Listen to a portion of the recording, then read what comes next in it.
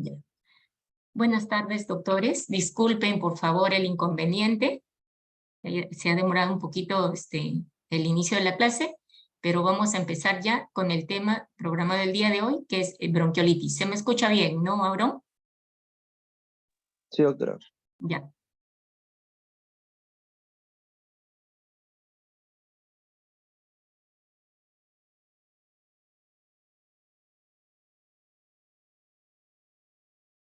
¿Están viendo mi pantalla?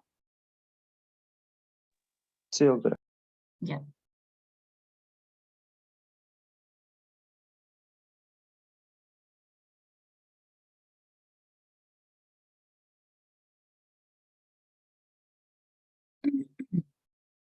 Bueno, entonces el tema a desarrollar el día de hoy es el de bronquiolitis aguda. Durante su ejercicio profesional, ustedes de repente van a tener casos como este. Van a ver a un niño, Víctor, de 5 meses de edad, que 4 días antes empezó con moquito, tos, y un día antes le comienza a silbar el pecho sin ningún antecedente de importancia. Otro paciente, o es una niña, Luisa, de 4 meses, que desde los 2 meses de edad presenta ronquera y silbido de pecho. Hace 4 días empezó con moquito, congestión nasal, y hace un día presenta dificultad respiratoria. Y el otro caso es de Rosa, de 3 años, que presenta episodios de sibilancias recurrentes desde los 6 meses de edad en que tuvo su primer episodio de bronquiolitis. Si ustedes observan estos 3 pacientes, ¿qué le ven en común en el cuadro clínico de los 3 pacientes? ¿Qué hay de común en los 3 casos? ¿Alguien podría opinar, doctores? Los silbidos que presenta en el pecho, doctora. Muy bien, perfecto, doctora. O sea, común es que los 3 pacientes tienen sibilancias, ¿no?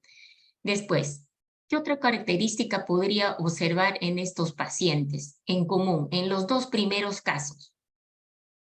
¿Qué dices, Aarón? En los 2 primeros casos, ¿qué otra característica observas en común?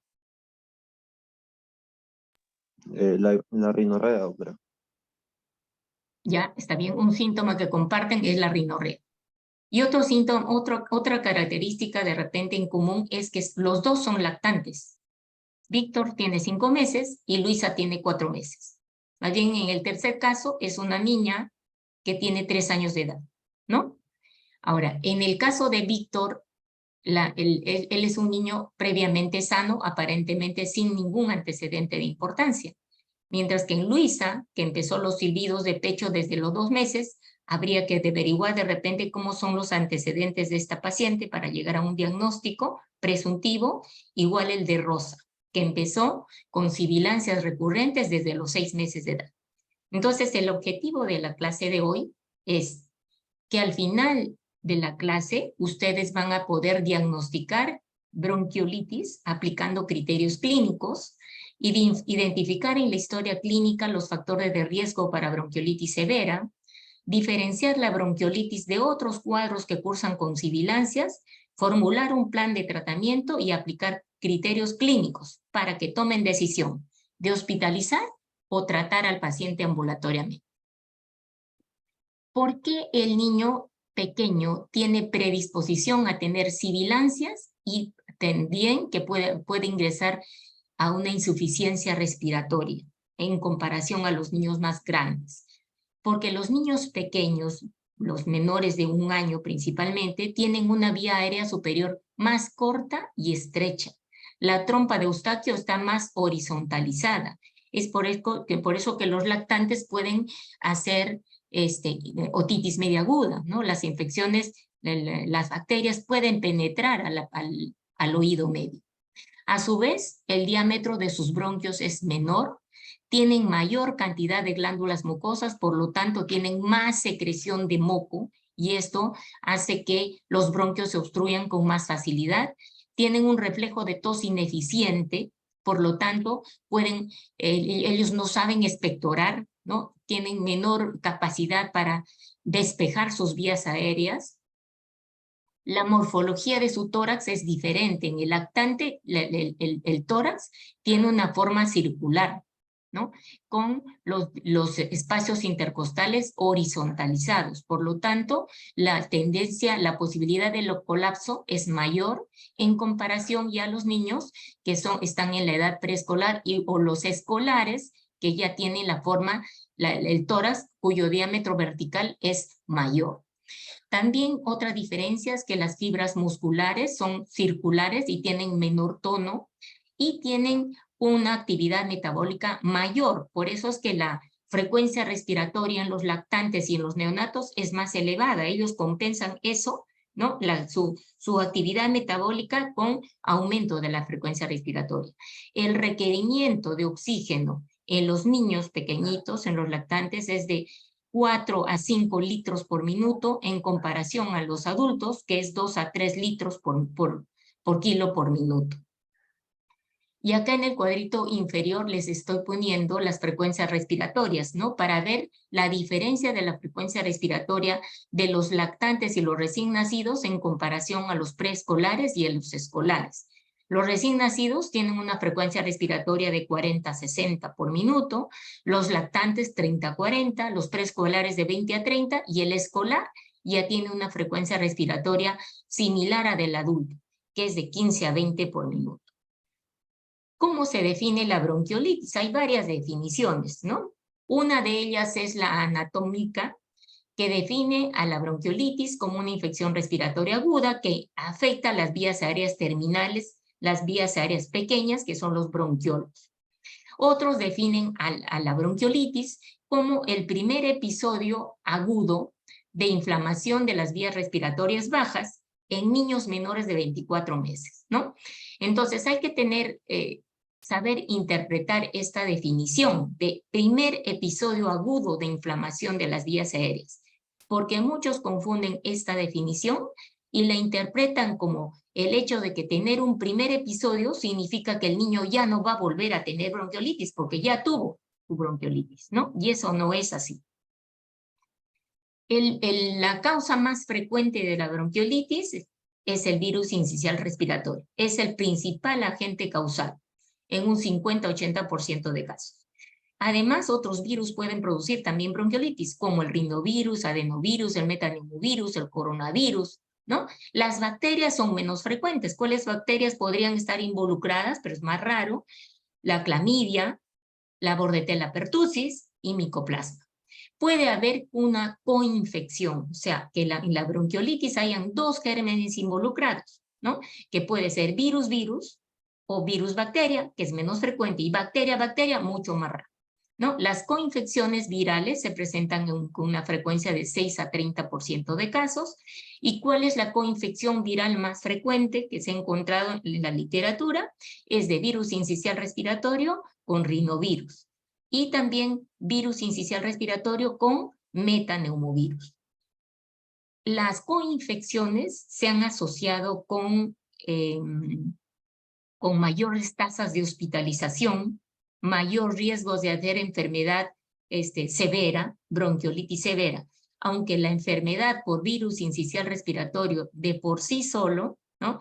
Por sí solo, este virus puede causar también bronquiolitis severa en los niños pequeños. Este virus sincicial respiratorio es un virus RNA perteneciente a la familia Paramyxoviridae. Tiene en su envoltura una serie de antígenos. Los principales son el antígeno F y la proteína F y la proteína G, ¿no? La proteína o el antígeno F es el encargado de facilitar la penetración del virus a la célula, mientras que la proteína G o el antígeno G facilita la adhesión del virus a la célula. Existen dos especies, la A y la B, y estos a su vez están diferentes subgrupos, ¿no? Las enfermedades más severas son causadas por los serotipos del grupo A. Debido a esta variabilidad antigénica que tiene el virus, es posible la reinfección. O sea, les estaba explicando esto de que el primer episodio, la definición de primer episodio, no significa que el paciente no pueda tener un nuevo episodio de bronquiolitis. ¿Por qué? Porque el virus primero tiene varios grupos, varios antígenos, entonces puede el niño infectarse incluso por un virus del mismo grupo, hacer una nueva infección, ¿no? Entonces, el paciente puede tener un primer episodio, por ejemplo, a la edad de 4 meses, y tener una nueva bronquiolitis a los 8 meses. Este es un virus termosensible, sensible a los cambios de temperatura, se destruye con agua y jabón, por eso es muy importante el lavado de manos como parte de la prevención. Puede permanecer viable en las superficies, por ejemplo, en las mesas, en los mostradores, en los estetoscopios, hasta de 6 a 12 horas. En las manos puede permanecer viable por 20 a 30 minutos.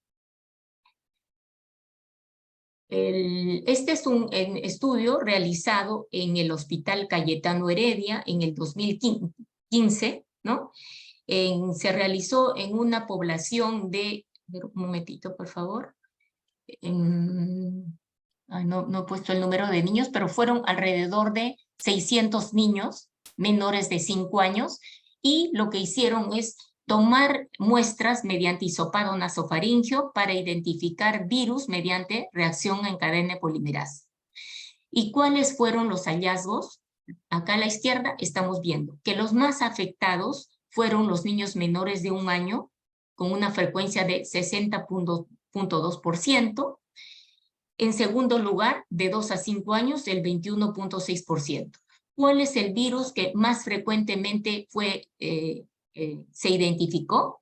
Fue el virus sincicial respiratorio del grupo A en un 15.3% de casos, seguido por influenza A en un 4.6% de casos. ¿Qué característica tiene esta enfermedad desde el punto de vista epidemiológico, ¿no? Primero, que prevalece en los meses fríos, cuando ya está cambiando el clima, otoño, invierno, son los meses de mayor prevalencia. Acá les he puesto una información que obtuve del Ministerio de Salud, ¿no? Vemos que hasta el 2018, miren, desde el 2014 hasta el 2018, el grupo más afectado fueron los niños menores de 1 año, que son las barras que están en negro. En el gráfico de la derecha vemos que en los meses donde más hubo prevalencia de la enfermedad fueron los meses de mayo y julio, que son los meses de mayo, junio, julio, que son meses de invierno, ¿no? La temporada en que hace frío. Es una enfermedad que se contagia principalmente dentro de la familia, donde hay hermanitos en edad escolar que asisten al colegio y llevan la enfermedad a la casa. Otro lugar de contagio es en las guarderías, donde el niño es llevado y puede estar en convivencia con otros niños, ¿no? La fuente de infección solamente somos los seres humanos. Es una enfermedad que se transmite a través de las secreciones respiratorias cuando el paciente tose o estornuda y elimina aerosoles transportando los virus. El periodo de incubación es de 4 a 6 días y el periodo de contagio promedio es 2 semanas hasta 2 semanas después del inicio de los síntomas. Aunque el contagio se puede prolongar más hasta 3 a 4 semanas en los lactantes pequeños menores de 3 meses que tienen cargas virales elevadas, y en los inmunosuprimidos puede ser hasta varios meses más, ¿no? Algunos dicen 3 meses. ¿Cuál es la edad de mayor prevalencia de esta enfermedad? Son los más afectados son los niños menores de 2 años y dentro de estos los niños menores de 6 meses. ¿No? Los que más se hospitalizan, las tasas más altas de hospitalización son en los niños menores de 3 meses. ¿Cuál es la patogenia de esta enfermedad? El virus ingresa, ¿no?, a través de las secreciones respiratorias, ya sea, puede ser por vía conjuntival, mucosa conjuntival, por mucosa nasal o por mucosa oral. Las partículas que son eliminadas con los aerosoles son partículas grandes, mayores de 5 micras, que transportan el virus. ¿Cuáles son los factores de riesgo para bronquiolitis severa? ¿no? Lo he puesto en el cuadro verde. Esta enfermedad afecta a la bronquiolitis severa, es más susceptible de que la padezcan los niños menores de 3 meses. Los niños prematuros. Los niños, principalmente dentro de los prematuros, los que más riesgo tienen son los niños menores de 32 semanas, ¿no? Acá en el cuadrito he puesto 35 semanas, pero prematuro es menor de 37 semanas. Dentro de esos son los menores de 32 semanas y algunos consideran menos de 29 semanas, ¿no? ¿Qué otro factor? ¿Por qué los prematuros tienen más riesgo de ser bronquiolitis severa? Porque sabemos que la transferencia de anticuerpos vía transplacentaria de la mamá al bebé, que lo pueden proteger contra las infecciones respiratorias u otras infecciones, se transmiten en el último trimestre. Entonces, si el bebé nace antes de esa época, tiene menos protección contra la enfermedad, ¿no? Entonces, por eso es que los prematuros son más susceptibles, los prematuritos, principalmente los de más riesgo, los menores de 32 semanas. ¿Qué otros factores de riesgo para bronquiolitis severa? Displasia broncopulmonar, porque estos niños ya tienen una injuria pulmonar causada por el oxígeno, ¿no? Ya incluso cierto grado de fibrosis pulmonar. Niños que tengan cardiopatías congénitas, principalmente aquellas cardiopatías que tienen flujo pulmonar elevado, ¿no? Como la comunicación interventricular, comunicación interauricular, ductus arterioso, que causan insuficiencia cardíaca, ¿no? O aquellos pacientes que tienen cardiopatías congénitas con hipertensión pulmonar. Otro factor de riesgo son para bronquiolitis severa las inmunodeficiencias y enfermedades neuromusculares. Entre otros factores de riesgo también para bronquiolitis es que el niño haya nacido con bajo peso, tener síndrome de Down, ser hijo de madre fumadora, vivir en condiciones de hacinamiento en el hogar que facilita la transmisión incluso de los adultos hacia los niños o entre niños que están en edad escolar y transmiten al hermanito pequeño. Asistencia a guardería, hermanos en edad escolar, que ya lo expliqué, y no haber recibido lactancia materna exclusiva, ¿no? Sabemos que mediante la lactancia materna se transmiten inmunoglobulinas, principalmente inmunoglobulina A, que protege contra las infecciones respiratorias y también las enfermedades digestivas. ¿Por qué en el invierno es más frecuente esta enfermedad? Porque tendemos a cerrar puertas y ventanas, ¿no? Y eso hace que no haya circulación de aire y se facilite la transmisión de la infección. Desde el punto de vista de su patogenia, ¿cómo ingresa el virus a infectar la vía respiratoria baja? Primero, como habíamos dicho, que el mecanismo de transmisión es a través de los aerosoles, ¿no? Que se generan mediante la tos, los estornudos, se eliminan las partículas o las burbujas que tienen un tamaño mayor de 5 micras y transportan el virus y ingresan por vía inhalatoria, ¿no? O cuando estas secreciones se depositan en las superficies, el niño las toca y luego se toca la cara, se tocan los ojos y el virus ingresa por vía conjuntival, por vía nasal o por vía oral. Una vez que el virus ingresa a la nasofaringe, aquí igual la conjuntiva, se replica y luego una vez que se replica, el virus es aspirado y llega hasta el epitelio de los bronquiolos, ¿no? Donde produce inflamación, diferentes grados de necrosis, destrucción ciliar y edema de la mucosa peribronquiolar. Al haber edema, hiperproducción de moco, ¿qué va a pasar? Va a haber tapones que obstruyen las pequeñas vías aéreas, condicionando atelectasias de diferente grado, ¿no? O también hiperinsuflación pulmonar, ¿no? Entonces, la obstrucción de los bronquios puede ser parcial o total y causar atelectasias, ya sean lobares o segmentarias. Puede también haber un fenómeno de válvula, o sea, el tapón de moco tapa el bronquio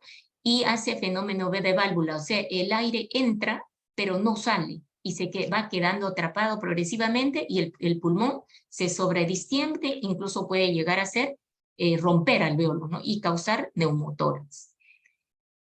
¿Cómo hacemos el diagnóstico? Esta es una enfermedad donde el diagnóstico es netamente clínico. No necesitamos radiografía de tórax, no necesitamos exámenes auxiliares como hemograma, proteína C reactiva, no. Mi buena historia clínica es suficiente para hacer diagnóstico. Más bien el hecho de tomar una radiografía de tórax me obliga a usar innecesariamente antibiótico, porque vamos a ver infiltrado, ¿no? Entonces, historia clínica es suficiente para hacer el diagnóstico, evaluando en la historia cómo ha sido la evolución de los síntomas, cómo empezó la enfermedad, qué edad tiene el paciente, ¿no? El cuadro clínico típico es que se trata de un niño menor de 2 años que viene con su primer episodio de gripe, ¿no? Empezó con rinorrea, con tosecita, fiebre de bajo grado, menor de 39 grados, ¿no? Y eso, una fase prodrómica de 1 o 2 días, y entre el tercer a quinto día empiezan las sibilancias y empieza la dificultad respiratoria, ¿no? ¿En cuánto tiempo se resuelve la enfermedad? Un promedio de 2 semanas en que se resuelven los síntomas. En algunos pacientes pueden prolongarse los síntomas hasta 21 días. En el 90% de casos, hasta 21 días se resuelve. En un pequeño porcentaje de casos, 5 a 10%, los síntomas pueden persistir hasta las 4 semanas. Entonces, gradualmente van desapareciendo los estertores, los sucrepitantes, los sibilantes. Lo que generalmente persiste hasta el final es la tos, ¿no? Entonces, decirle a la madre que tenga paciencia, porque a veces la madre continúa viniendo a consultorio o a la consulta médica, refiriendo que su hijo sigue aún con tos, pero lo que nosotros tenemos que estar siempre vigilando es que si no ha habido una nueva reaparición de fiebre, porque si hubiera una nueva reaparición de fiebre, porque en el cuadro generalmente el paciente al inicio tiene fiebre 1 o 2 días y luego deja de tener fiebre, pero si el paciente después de una semana vuelve a tener fiebre, ¿no? Estaremos pensando en complicaciones de la bronquiolitis. Por ejemplo, otitis media aguda, neumonías asociadas. Esta es una escala que les he puesto. Hay varias escalas para valorar la severidad del cuadro cuando un paciente viene a emergencia. Esta es una de las escalas que nos permite valorar el ingreso a UCI y tiene varios criterios, ¿no? Sibilancias, crepitantes, el esfuerzo respiratorio, la relación inspiración-expiración, la edad del paciente, la frecuencia cardíaca. Y comparamos, por ejemplo, si el paciente no tuviera sibilantes, acá le ponen 0, ¿no? Pero si tiene sibilantes, tiene un punto, y si 4 puntos cuando ya no hay sibilantes. O sea, si no hay sibilantes, significa que no hay pasaje de aire, hay hipoflujo pulmonar y es un tórax silente, y ese paciente está grave. Entonces, 4 puntos. Crepitantes, en un campo, 1 punto, comparamos con el puntaje máximo, 4 puntos crepitantes en los 4 campos. Esfuerzo respiratorio, 1 punto, cuando tiene tiraje subcostal o intercostal, uno de los 2 paquetes, y 3 puntos ya cuando hay signos de severidad de dificultad respiratoria, como aleteo nasal y politiraje, ¿no? O sea, ya hay tiraje supraesternal y supraclavicular. La frecuencia respiratoria estará en 2 puntos cuando el niño tiene ya el niño menor de 2 meses tiene una frecuencia respiratoria mayor de 66 por minuto, el de 2 a 6 meses mayor de 62, y la frecuencia, y de 6 a 12 meses mayor de 55 por minuto. Igual, 2 puntos cuando la frecuencia cardíaca está aumentada, ¿no? O sea, ya hay taquicardia. Para 2 puntos considera de 7 hasta 2 meses, de 7 días a 2 meses, mayor de 180 de frecuencia cardíaca, y de 2 a 12 meses, mayor de 160 de frecuencia cardíaca. Se considera el ingreso a un paciente a UCI cuando tiene un puntaje de mayor de 10 puntos. Esta otra escala también, que también se utiliza en emergencia, que es la escala de Tal, ¿no? Y tiene menos criterios. Acá se valora solamente la frecuencia respiratoria, las sibilancias, la cianosis y las retracciones, ¿no? Y diagnosticaremos que el paciente tiene una bronquiolitis leve cuando tiene un puntaje menor de 4 puntos, moderada cuando tiene de 5 a 8 y es severa cuando tiene un puntaje de 9 a 12 puntos. Cuando nosotros decidamos solicitar exámenes auxiliares, ¿no? Debemos considerar en qué casos debemos utilizar y para qué los voy a utilizar, ¿no? La radiografía de tórax, no pedirlo de rutina, como les había dicho, porque me va a obligar a usar antibióticos porque voy a haber infiltrado, ¿no? ¿En qué caso se debe pedir una placa de tórax? Cuando estoy queriendo hacer diagnóstico diferencial. Cuando tengo duda diagnóstica, ¿no? Cuando de repente estoy sospechando que este paciente no tiene bronquiolitis, sino tiene una neumonía. O cuando el paciente estoy sospechando que tiene una complicación pulmonar. Por ejemplo, es un paciente que yo lo he estado controlando, es una bronquiolitis que estaba yendo bien hasta el 5.º día y de pronto comenzó a tener crisis de cianosis, ¿no? De un momento a otro hizo una crisis de cianosis, entonces estaré sospechando que tiene una complicación, como por ejemplo atelectasia.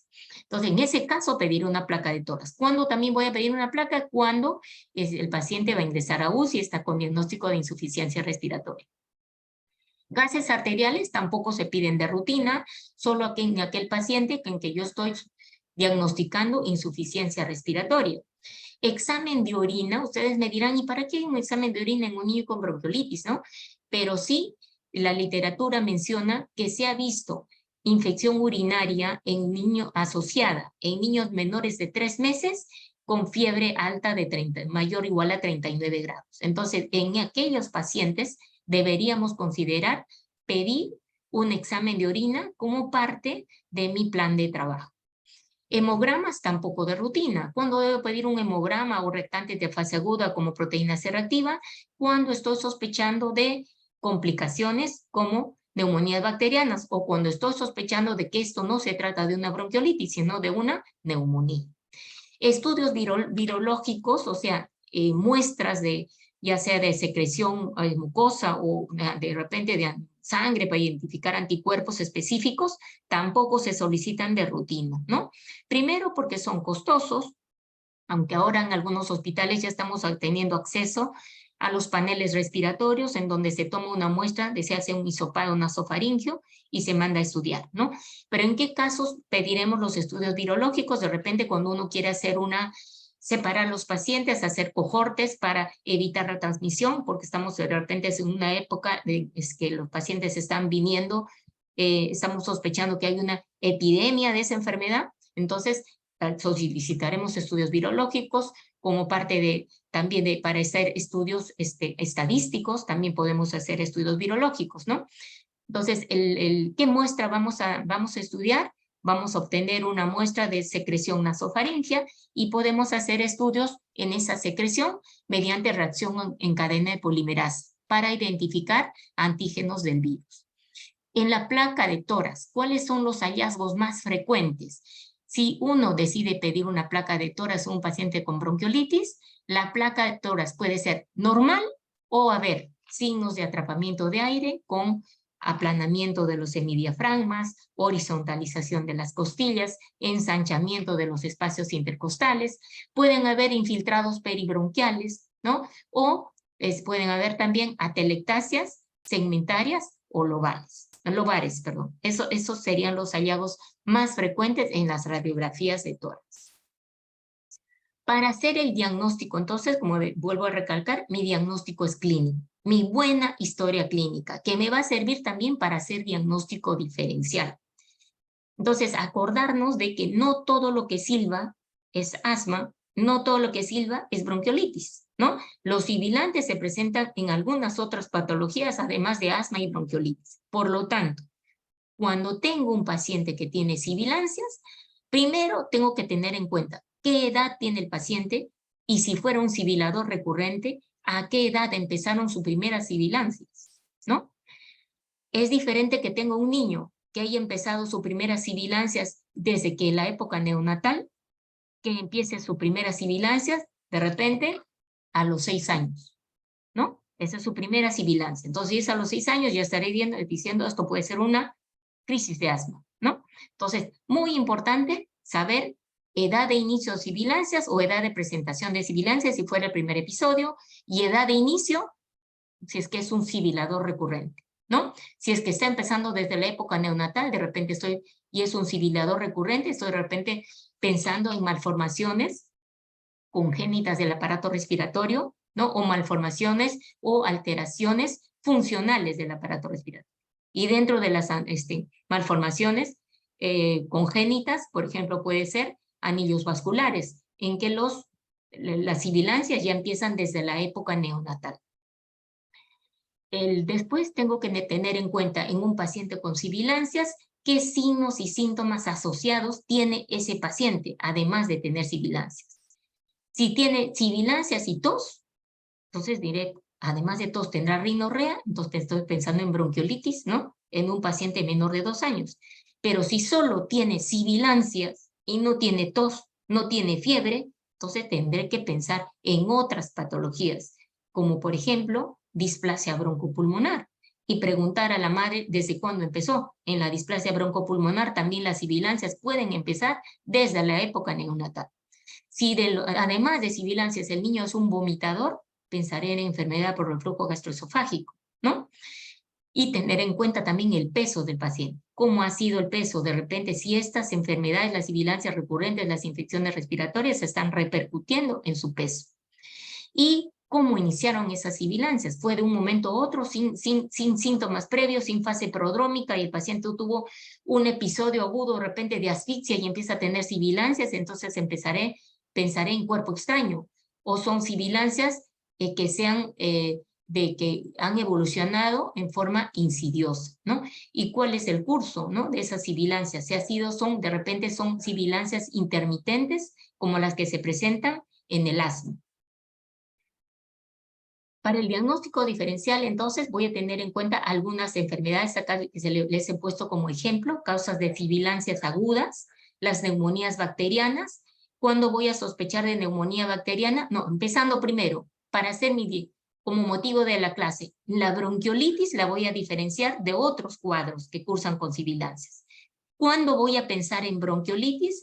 En aquel paciente menor de 2 años que viene con una enfermedad que empezó con moquito y tos, o sea, tiene pródromos catarrales, y 2 a 3 días después empieza a tener ronquera de pecho, sibilancias, dificultad respiratoria. Voy a pensar en bronquiolitis. Entonces, criterios clínicos para diagnosticar bronquiolitis, que se trate de un niño menor de 2 años, que empiece con síntomas respiratorios altos, como rinorrea, tos, ¿no? Fiebre de bajo grado, primer episodio de sibilancias, ¿ya? Entonces voy a pensar en paciente en bronquiolitis. ¿Cuándo pensaré que es neumonía? En aquel paciente con compromiso del estado general. El paciente luce mal, muy decaído, tóxico, tiene fiebre alta de 39 grados o más, y no hay pródromos catarrales, no empezó con moquito ni con tos. Aspiración de cuerpo extraño en aquel paciente que estaba previamente sano, no tenía moquito ni tos, y de pronto la mamá de repente lo dejó al niño en algún sitio o estaba comiendo y de pronto tiene un episodio agudo de asfixia y la madre dice, mi hijo se empezó a atorar y se puso morado, doctor, ¿no? Cuando viene emergencia está con dificultad respiratoria y podemos encontrar de repente sibilantes localizados en un pulmón. Entonces voy a estar sospechando de aspiración de cuerpo extraño. Laringotraqueitis. ¿Qué síntoma o signo debo encontrar para pensar en laringotraqueitis? Estridor inspiratorio, ¿no? Paciente que puede empezar igual con moquito, con tos, pero tiene estridor inspiratorio. Voy a estar diagnosticando laringotraqueitis o CRUP. Ahora vamos a las causas de sibilancias recurrentes. ¿A qué llamamos subrecurrente o sibilancias recurrentes? Cuando un paciente tiene 2 o más episodios de sibilancias en 6 meses o más de 3 en 1 año. Entonces estamos hablando de sibiladores recurrentes o síndrome obstructivo bronquial recurrente. Dentro de estas, para pensar, diagnosticar en estos pacientes, tendré que pensar en algunas patologías, como por ejemplo, enfermedad por reflujo gastroesofágico. ¿En quién debo sospechar de reflujo gastroesofágico? En aquel paciente que tiene sibilancias recurrentes o persistentes y es un niño vomitador, o es un niño que regurgita constantemente la leche, ¿no? Entonces, esto siempre es bueno preguntar a la mamá. Es diferente el famoso chanchito que los lactantes tienen, ¿no? O sea, las regurgitaciones de leche. Hay el reflujo gastroesofágico fisiológico. ¿Y por qué se llama fisiológico? Porque no repercute en el peso del paciente.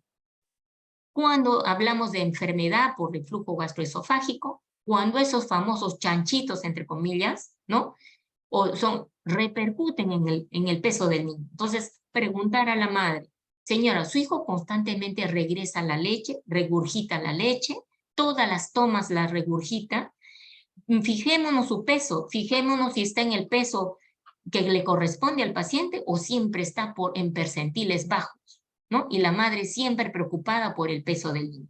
En ese caso, vamos a sospechar de enfermedad por flujo gastroesofágico. ¿Qué otra enfermedad? Vamos a sospechar de cardiopatía congénita. Cuando tengo un paciente sibilador recurrente que ya está recorriendo varios consultorios y nadie se ha ocupado de ponerle atención a su corazón, ¿no? De repente tiene un soplo cardíaco. Entonces nos pasamos recetándole antibiótico tras antibiótico y que le damos mucolíticos expectorantes, que el Ambroxol, que Comprederael, que ¿no? N-acetilcisteína, y el pobre niño no mejora. Entonces, auscultemos el corazón, veamos si tiene un soplo cardíaco, veamos cómo está el peso del niño, ¿no? Y sospechemos que de repente tiene una cardiopatía congénita que le está causando insuficiencia cardíaca, como la comunicación interventricular, comunicación interauricular, el ductus arterioso. ¿Qué van a pasar con estas patologías? Producen hiperflujo pulmonar, producen congestión pulmonar y el niño comienza a tener sibilancias, ¿no? ¿Por qué? Porque las sibilancias son por congestión pulmonar, ¿ya? Entonces, cuando tengo un paciente, cuando voy a sospechar de que tengo un paciente que tiene sibilancias recurrentes y tiene insuficiencia cardíaca, cuando tengo un paciente que está ganando poco peso, tiene lactancia entrecortada, se torna diaforético cuando lacta, ¿no? Y es un sibilador recurrente. En este caso tendría yo que referirlo del cardiólogo, porque esas sibilancias no se van a solucionar solamente con salbutamol ni con corticoide. Fibrosis quística es más raro en nuestro país, pero sí la debemos sospechar, es parte del estudio, un paciente sibilador recurrente que no resuelve sus sibilancias, ¿no? Y que están empezando muy temprano de repente en la vida, antes de los 3 meses, son pacientes que tienen infecciones respiratorias recurrentes, son pacientes que incluso la madre no lo puede vacunar porque dice, mi hijo todo el tiempo para enfermo, ¿no? Porque está con otitis media aguda, con bronquitis, sale de una infección y entra en otra y está en ese círculo vicioso. Debemos sospechar de fibrosis quística. Otra patología es acá les he puesto las 3 juntas, perdón, a ver, el asma bronquial, antes de saltar a las 3 últimas. Sibilador recurrente, pensar en asma bronquial. Podemos tener niños menores de 5 años, ¿no? Con asma bronquial. Pero siempre el diagnóstico de asma en el niño pequeño es de exclusión. Primero pensar en otras enfermedades, salvo que tenga ya antecedentes familiares de atopía, ¿no? Como rinitis alérgica, asma en los hermanos o los papás, ¿no? Y el niño es un sibilador recurrente y además es respondedor a beta 2. Responde al tratamiento para asma. En ese caso voy a sospechar de asma bronquial. La laringomalacia también puede causar sibilancias recurrentes en los pacientes. La laringomalacia y la displasia pulmonar y los anillos vasculares pueden causar sibilancias que empiezan desde la época neonatal. Por eso es importante preguntar, señora, ¿desde qué edad empezó sus primeras sibilancias? Si empiezan desde la época neonatal, entonces averigüemos más antecedentes. Por ejemplo, en la laringomalacia, además puede haber estridor, además de sibilancias, y esos síntomas mejoran con los cambios de posición del paciente. Cuando el paciente es puesto en decúbito ventral, disminuye la sintomatología. Y la madre les va a decir eso. Mi hijito, cuando lo pongo de barriguita, doctor, respira mejor y deja de tener esos ruidos en el pecho, ¿no? ¿Cuándo sospechar de displasia broncopulmonar? En aquel paciente sibilador recurrente que puede empezar desde muy temprano en la vida, cuyas sibilancias pueden empezar incluso desde la época neonatal. ¿Y qué debo preguntarle a la madre? Señora, ¿con cuántos meses nació su bebé? ¿Con los cuántos meses ocurrió su parto? ¿Cuál fue la edad gestacional de su hijito? ¿Fue prematuro? ¿Estuvo en tratamiento con oxígeno por tiempo prolongado? No necesariamente ventilación mecánica, doctores. Es suficiente por cánula binasal, pero por tiempo prolongado, más de 28 días. Sospechemos de displasia broncopulmonar, ¿no? Y los anillos vasculares también es son patologías en que los pacientes pueden tener sibilancias recurrentes o persistentes desde la época neonatal. ¿Qué son los anillos vasculares? Son malformaciones o ramas anómalas que salen de la aorta y le hacen un anillo o una rosca al esófago y a la tráquea, ¿no? Y causan obstrucción y sibilancias o compresión.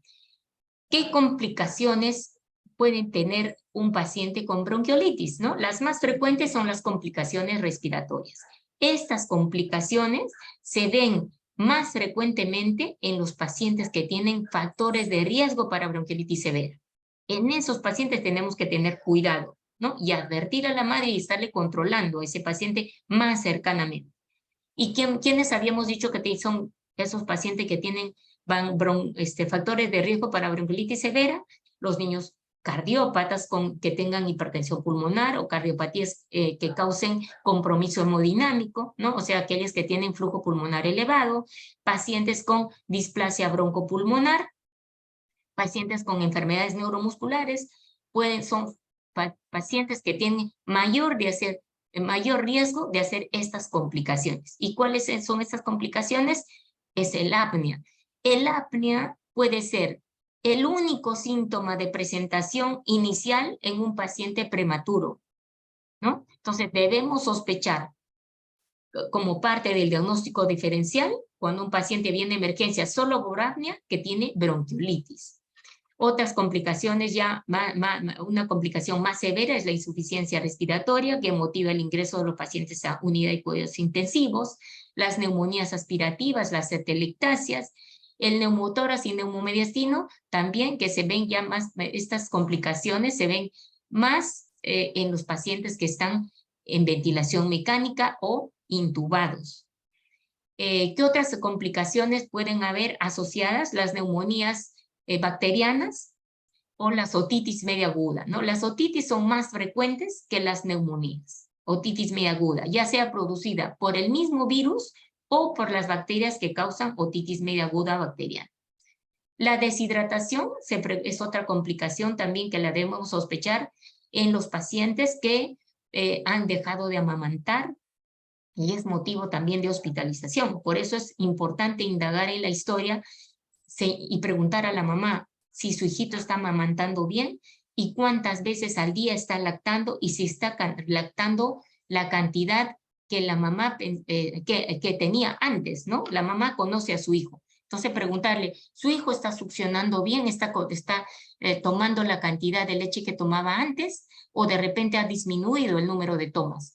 Entonces, el riesgo de que el paciente que deja de ingerir su leche, ¿no?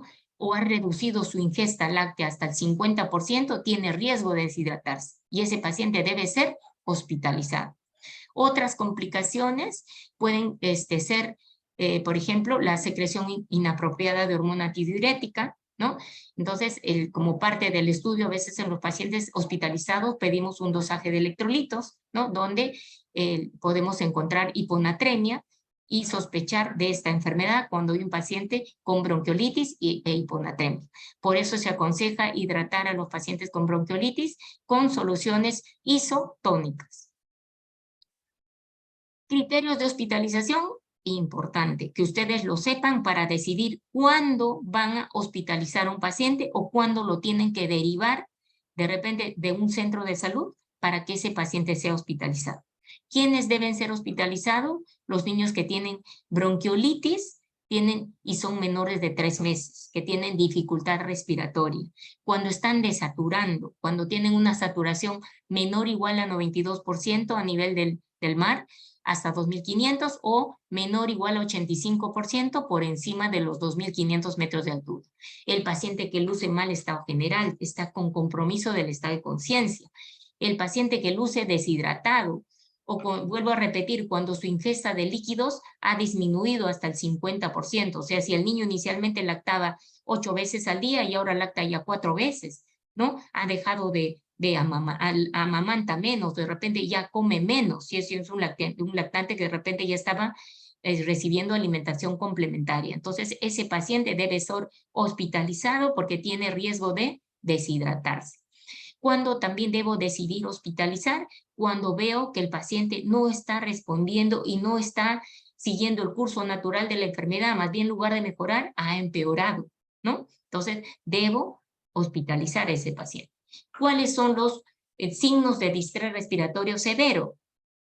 Para un paciente menor de 1 año, frecuencia respiratoria más de 70 por minuto, quejido, aleteo nasal, apnea, alteración del estado mental. ¿Por qué se altera el estado mental? Porque el niño está en hipoxemia, ¿no? O hipercapnia. Entonces el niño se va a tornar muy irritable inicialmente, luego somnoliento, letárgico, puede estar en coma, ¿no? Politiraje y cianosis son signos de distrés respiratorio severo. El tratamiento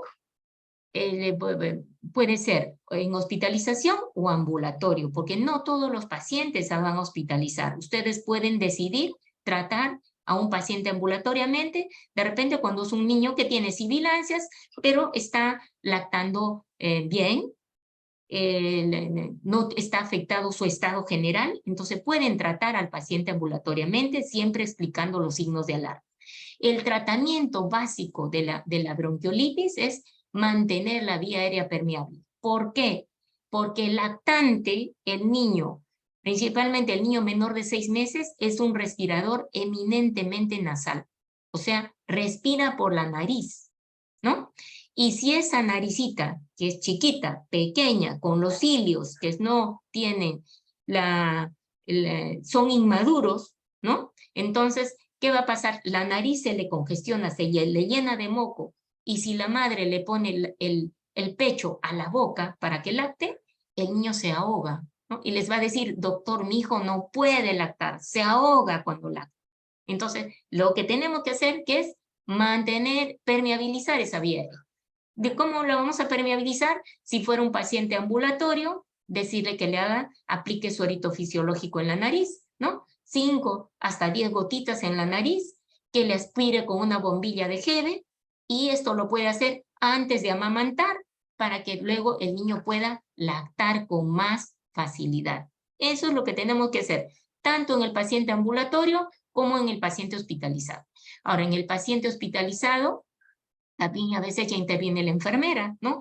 Porque podemos dejar indicado que aspire las secreciones nasales solo cuando sea necesario. Tampoco hay que ser muy exhaustivos con la aspiración, porque es traumático, duele, ¿no? Entonces hay que pensar en el niño y en el proporcionarle el mayor confort a ese niño, que de por sí está irritable porque no puede mamar, irritable por la dificultad respiratoria, entonces nos la tenemos que ingeniar para mantener esa vía permeable y para que el niño pueda amamantar y no se estrese más porque también se muere de hambre, ¿no? Alimentación, si fuera un paciente ambulatorio, decirle a la mamá que le dé tomas fraccionadas de leche, que le haga descansar entre toma y toma, ¿no? Que le dé de repente 10 minutos de lactancia o 10 a 15 minutos y luego lo haga descansar, lo levante, le aspire las secreciones de la naricita para luego ponerlo en el otro seno. Esas son tomas fraccionadas de leche previa desobstrucción de la nariz. Cuando ya está hospitalizado, si el niño tiene dificultad para amamantar y tiene tiraje, ¿no? Podemos optar también por poner una sondita orogástrica y ponerle también su fórmula láctea o darle la lactancia, es decir, a la madre que se extraiga su leche para ponerle por la sonda. Hidratarlo por vía endovenosa si el paciente está deshidratado y su ingesta ha disminuido al 50%. Optaremos también por una vía endovenosa cuando el paciente está hospitalizado o cuando el paciente también ya hospitalizado tiene una frecuencia más de 60-70 por minuto. Tendremos que poner una vía endovenosa para administrar líquidos por ahí. Oxígeno para mantener una saturación, ¿no?, mayor del 92% a nivel hasta 2.500 metros de altura y mayor de 85% a mayor de 2.500 metros de altura. Existen diferentes dispositivos para proporcionar oxígeno, que seguramente ustedes lo están viendo en el hospital, empezando desde una cánula binasal, la mascarilla, el cabezal, o ahora estamos más bien en los hospitales ya nivel 3, tenemos acceso ahora a las cánulas de alto flujo que están siendo muy útiles para evitar en la medida de lo posible que el paciente vaya a ventilación mecánica, ¿no? Porque el hecho de poner a un paciente ya en ventilación mecánica implica que de repente ya tengamos que tratar complicaciones como neumonías asociadas a ventilador, de repente complicaciones como barotrauma, ¿no?, de tipo neumotórax, por ejemplo, ¿no?, que se podría ocasionar cuando un paciente ingresa al ventilador mecánico. Ahora, cuando un paciente es tratando ambulatoriamente, explicar a la madre los signos de alarma. Explicarle y decirle, señora, si su hijo, en lugar de mejorar, lo voy a controlar si es que tiene factores de riesgo, incluso ustedes deben controlar a ese paciente cada 48 horas. Explicarle, si su hijito hace apnea, ¿qué significa apnea, señora? Que deje de respirar de un momento a otro y que se ponga morado. Venga en cualquier momento a emergencia. Que su hijo empiece a tener el hundimiento del pecho, que se le hunde la barriguita, que haya dejado de lactar, ya no puede lactar, o cada vez que tose vomita, tráigalo a emergencia, ¿no? Sin embargo, si es que no hubiera ninguno de estos signos de alarma, de todas maneras lo voy a controlar a su niño dentro de 48 horas, ¿no? Eso es preocuparse por nuestro paciente, explicarle con términos sencillos a la madre para que nos pueda entender. ¿Cuándo debemos considerar intubar? Cuando estoy haciendo un diagnóstico clínico de insuficiencia respiratoria. ¿Y cuándo estoy sospechando de esto? Cuando el paciente tiene alteración del estado mental, demasiado irritable, que no se calma o está somnoliento, letárgico, soporoso, o el llanto ya es débil o ausente. Si el niño ya deja de llorar o el llanto es muy débil, ¿qué nos indica? Que se está agotando, se está cansando. Y la frecuencia respiratoria, en lugar ya de aumentar, empieza a disminuir, ¿no? Entonces, inmediatamente ese paciente debe ser intubado. O cuando hay politiraje marcado o el murmullo vesicular, no pasa. Está ausente, tórax silente, intubación. Tratamiento, les digo, además, ya les había explicado, el pilar básico es mantener vía permeable, alimentación, hidratación y oxigenoterapia. Es el pilar del tratamiento de la bronquiolitis. Medicamentos como broncodilatadores, salbutamol, no se recomienda. Corticoides, adrenalina, etcétera, no se recomienda. Sin embargo, las guías excluyen a los pacientes graves. Las nebulizaciones con beta 2, por ejemplo, menciona la literatura que pueden ser consideradas en el paciente grave. Puede hacerse un ensayo con beta 2 en el paciente que viene con politiraje, emergencia, y si ese paciente responde, continuar con el tratamiento con beta 2, ¿no? Entonces, siempre ustedes consideren que el tratamiento es individualizado. No es porque ustedes tienen una guía y la guía dice eso, y tienen ustedes que uno tiene que tener una mirada tubular y cerrarse y decir, no, porque la guía dice eso, ¿no?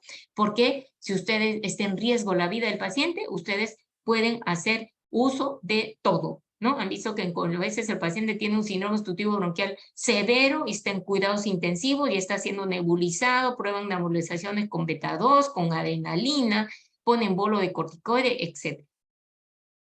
No se recomienda tampoco antibióticos, esto lo usaré si estoy sospechando de complicaciones bacterianas.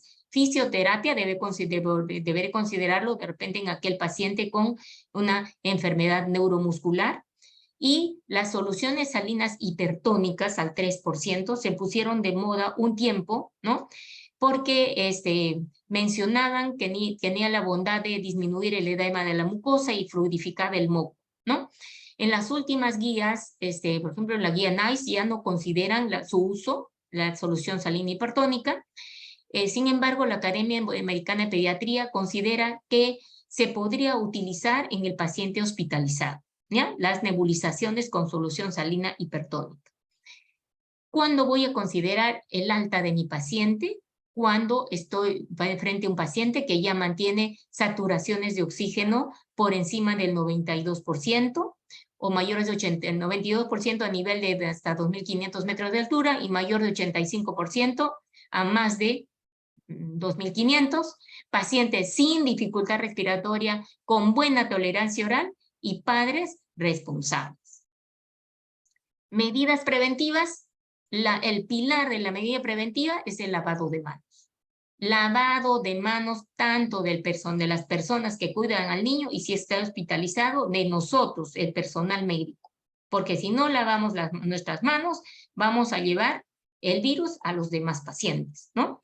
Este virus, cuando se expele mediante las secreciones respiratorias, puede expandirse hasta 2 metros de distancia. Por lo tanto, incluso cuando los pacientes están aislados, se recomienda que las camas estén separadas al menos 2 metros, ¿no? Evitar la exposición al humo del tabaco, porque esto también puede aumentar la dificultad respiratoria del niño. Recomendar la lactancia materna exclusiva al menos por 6 meses, ¿no? Y luego continuar la lactancia materna hasta los 2 años. Anticuerpos monoclonales como el palimizumab, vía intramuscular, es un medicamento costoso, por lo tanto su uso está restringido a aquellos pacientes que tienen factores de riesgo para bronquiolitis severa, ¿no? Principalmente los prematuros, ¿no? O pacientes que sean cardiópatas. ¿Cuándo se debe administrar? Dentro del primer año de edad, una vez por mes, ¿no? Y durante 5 dosis en los meses de invierno, ¿no? Por época de prevalencia del virus sincicial respiratorio. El pronóstico de esta enfermedad es una enfermedad benigna, se autolimita sola, ¿no? Algunos pacientes presentan episodios recurrentes de sibilancias, un 40% de ellos hasta los 5 años y 10% después de los 5 años. Ahora, no se sabe si hay relación entre la bronquiolitis y el asma. Algunos consideran, están estudiando todavía esto, ¿no? Entonces, no se sabe si los pacientes que han tenido un primer episodio de bronquiolitis severa en época temprana en la vida, antes de los 6 meses, hace que haya una incuria pulmonar y esto sea una predisposición al asma en el futuro, o que de repente la bronquiolitis severa sucede en un paciente que ya tiene una predisposición genética, ¿no? O un daño genético previo para tener bronquiolitis severa y en el futuro asma. Conclusiones. La bronquiolitis es un síndrome clínico producido mayormente por el virus sincicial respiratorio que se presenta en niños menores de 2 años. Empieza con pródromos catarrales, con moquito con tos. 3 a 5 días después se presentan sibilancias y dificultad respiratoria. Es de curso autolimitado, los síntomas se resuelven en un plazo de hasta 21 días, ¿no? Promedio es 2 semanas. En algún 10% de pacientes puede ser hasta 4 semanas. El diagnóstico es clínico, no necesito exámenes auxiliares. El tratamiento básico es permeabilizar vías aéreas, ¿no? Es básicamente sintomático, hidratación del paciente, asegurar su nutrición, alimentación con tomas fraccionadas y oxigenoterapia si es que lo requiriera y la saturación baja a menos del 92%. El pilar del tratamiento preventivo es el lavado de manos. Entonces, revisando los casitos que estábamos viendo aquí, que los había puesto al inicio. Si Víctor es un bebé de 5 meses de edad que empezó 4 días antes con moquito, con tos, y hace un día le silba el pecho, no tiene antecedentes de importancia, ¿cuál podría ser el diagnóstico, doctora Yesenia? Yesenia Rivera. Si alguien quiere opinar antes que Yesenia, doctores, puede levantar la mano.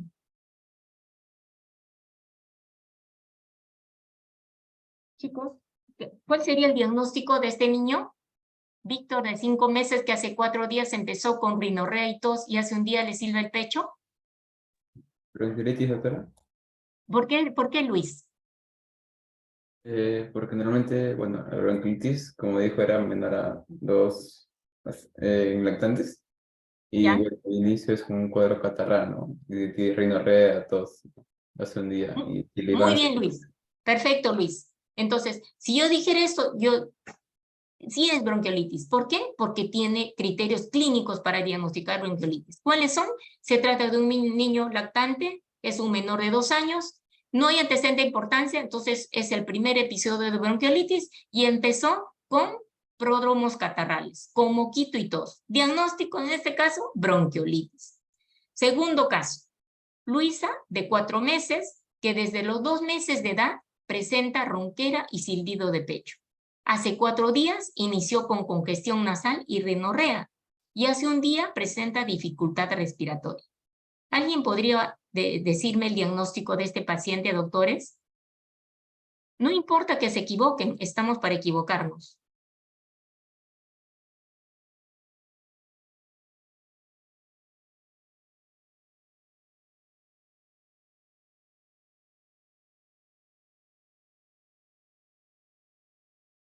¿Aarón? Siempre el delegado paga pato. ¿Aarón?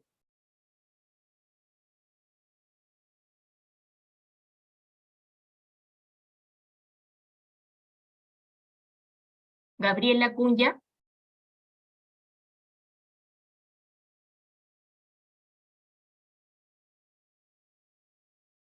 Gabriela, ¿estás?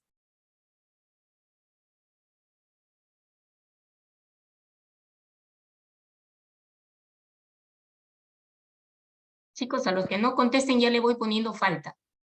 Gabriela Cunha, ¿está presente?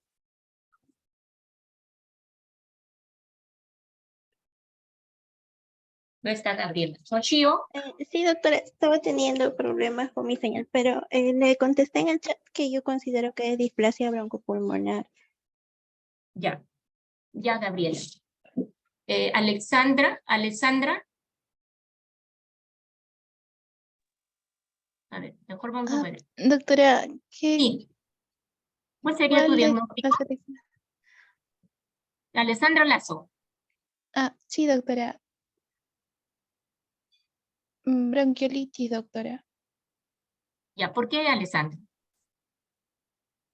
Porque tiene el antecedente de que tiene 4 meses, doctora, presenta ronquera y silbido, presenta rinorrea y congestión nasal por las manifestaciones clínicas y por la edad de la paciente, doctora.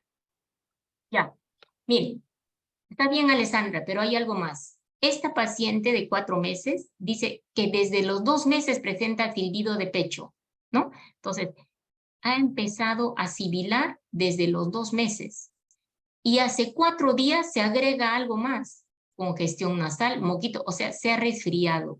Y esto ha hecho que presente dificultad respiratoria.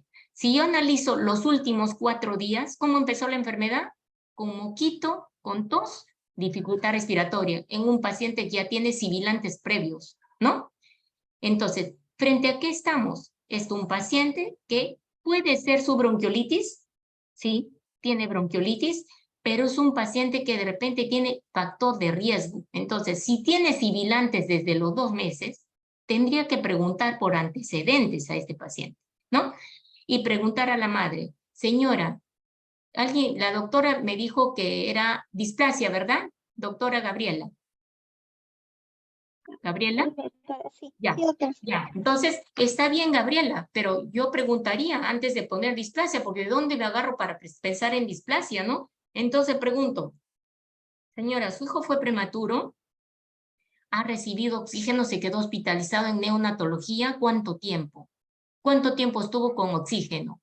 Entonces, el dato de esta paciente de 4 meses, si fuera prematura y ha recibido oxígeno por más de 28 días, mi diagnóstico sería, tendría 2 diagnósticos. Uno, que tenga una displasia broncopulmonar de fondo y que sea un paciente que tiene ahora, hace 4 días, bronquiolitis. Entonces, este paciente tiene factor de riesgo para bronquiolitis severa. Diagnóstico probable de displasia broncopulmonar. ¿Ya? Entonces, está bien, Gabriela y Alessandra, gracias. Entonces, segundo caso sería displasia broncopulmonar y bronquiolitis. Factor de riesgo para bronquiolitis severa tiene este paciente. Tercer caso, Rosa de 3 años, presenta episodio de sibilancias recurrentes desde los 6 meses, en que tuvo su primer episodio de bronquiolitis. Y desde ahí la mamá dice que siempre de vez en cuando le silba el pecho, ¿no? Ya tiene antecedente de haber tenido síndrome obstructivo bronquial a la edad de 1 año, año y medio, y luego a los 2 años.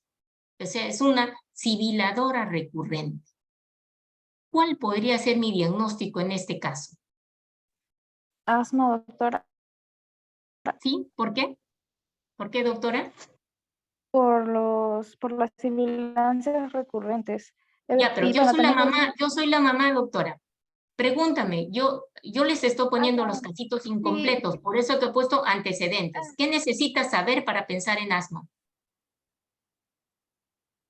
si tuvo un hermano o la mamá y el papá son asmáticos Muy bien. Entonces, tú estás o pensando tuvieron. en que este paciente puede ser asmático, ¿no es cierto? Porque acá el paciente tiene Sí, sibilancias recurrentes de los 6 meses, esa es la preocupación de la mamá, y de repente la última vez viene porque tiene tos desde hace 15 días y al examen físico se le encuentra sibilancias. No hay moquito, no hay pródromos catarrales, simplemente es un sibilador recurrente. Entonces, para pensar en asma está bien, Cristal, ¿no? Cristal, Cristal Vera. doctora. Sí, entonces yo estoy pensando acá, esto puede ser asma, pero pregunto, señora, ¿usted o su esposo sufren de asma? ¿Tiene otros hijos con asma? ¿No? Si fuera así, entonces estoy teniendo un criterio fuerte, criterio mayor para pensar en asma en este paciente. ¿Qué más pensaría en este paciente? Averiguaría cómo es la tos que tiene el paciente, ¿no? ¿Cómo es la tos del asmático? Más es una tos seca. Más la tos del asmático es a predominio matutino o nocturno. Tos con ejercicio. Entonces, amplío mi anamnesis y pregunto, ya señora, su esposo es asmático, ¿no? Ya. Su hijito, ¿en qué momento del día tose más? ¿Tose más de día o tose más de noche? De noche, doctora. Yo creo que mi hijo le tiene alergia a su cuarto, porque cada vez que está ahí, en la noche tose. Y después en la mañana cuando se levanta, ya no tose, ¿no? Punto a favor. Patrón de tos de asma. Segunda pregunta que le haría. Señora, cuando usted ve que su hijito corre, o cuando llora mucho, o cuando se empieza a reír bastante, comienza a toser, uy, sí, doctora, ya no quiero ni que corra, porque a veces le da un ataque de tos, que lo tengo que hacer sentar, que se quede tranquilito, ¿no? Y ahí le pasa la tos. Entonces, tos con ejercicio, tos a predominio nocturno o matutino, antecedente familiar de asma, estoy haciendo diagnóstico de asma. Antes de los 5 años, ¿no? Todavía no, creo que no han hecho su clase de asma, pero ya tengo un IPA positivo, que es índice predictivo de asma positivo. No tengo que esperar a los 5 años para hacer diagnóstico de asma. Algunos dicen, no, pero no tiene 5 años porque tengo que hacer espirometría. No, señores, el diagnóstico lo puedo hacer antes, ¿no? Y el tratamiento lo puedo empezar antes, si es que yo estoy haciendo mi buena historia clínica y estoy sospechando que esto es asma, ¿ya? Bueno, ¿alguna pregunta, doctores? Muchas gracias. ¿Alguna pregunta?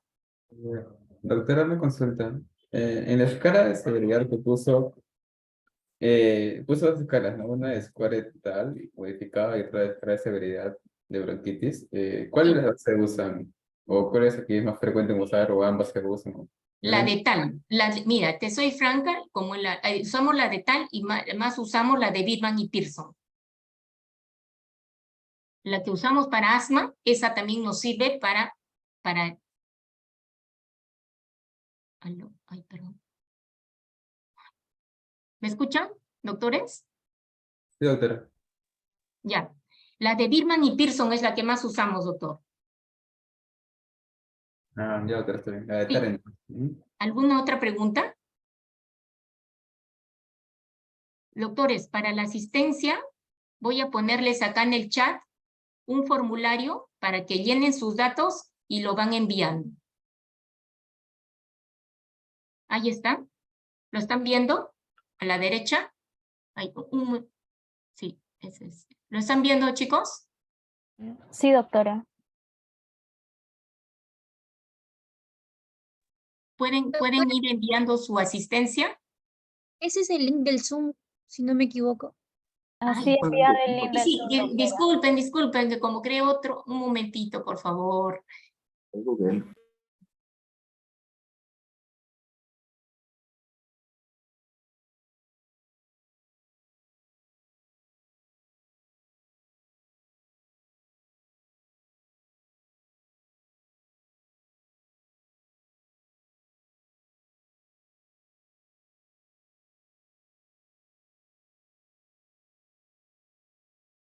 Ya, ahí está.